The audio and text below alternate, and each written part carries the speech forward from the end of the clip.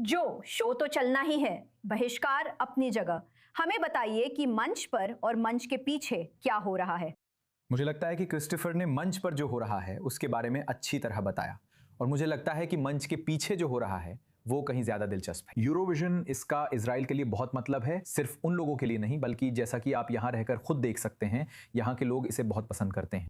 लेकिन ये इजरायली विदेश नीति का एक महत्वपूर्ण हिस्सा भी है। वे यूरोविजन का इस्तेमाल एक कसौटी के रूप में करते हैं ताकि देख सकें कि जनता इजराइल को कैसे देखती है। और पिछले कुछ सालों में उन्होंने ऐसे गाने भेजे हैं जो उस समय के इजराइल को दर्शाते हैं। उन्होंने 2024 में हरिकेन गाना भेजा जो लगभग हर महीने में 7 अक्टूबर पर था, बस उसका सीधे तौर पर जिक्र नहीं करता था।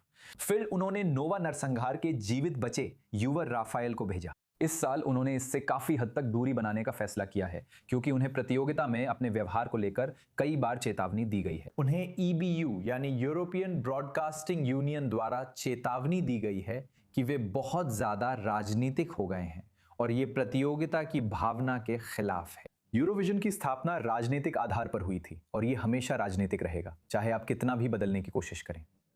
लेकिन इस साल उन्होंने एक गाना भेजा है जो थोड़ा अलग है। इस साल मैंने देखा कि इजरायली प्रतिभागी पिछले साल की तुलना में कम अलग थलग किया गया है। चाहे ये इजरायली सुरक्षा को ये महसूस होने के कारण हो कि जोखिम की संभावना कम है, या फिर ये कि ज्यादा देश अब खुलकर आगे आने को तैयार हैं। मुझे लगता है कि इजराइल के लिए आगे बढ़ने का ये अच्छा संकेत है कि वहां अन्य कलाकार भी हैं। मैंने स्क्रीन पर नो अम्बुतान और मोल्दोवा के प्रतिभागी सतोशी का अच्छा वीडियो देखा। वे अच्छी बातें कर रहे थे। फिनलैंड के प्रतिभागी से भी नोआम बेतान के लिए अच्छी बातें सुनी।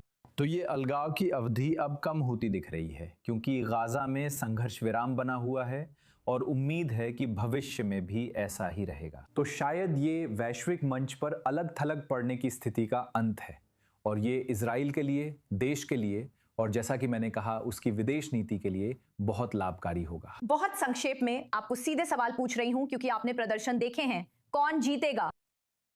फिनलैंड, शायद ग्रीस, लेकिन रोमानिया पर नजर रखिए, वो एक छुपा रुस्तम है। हम आपको इसी पर पकड़ेंगे। संवाददाता जो ब्राउन, स्टूडियो आने के लिए धन्यवाद।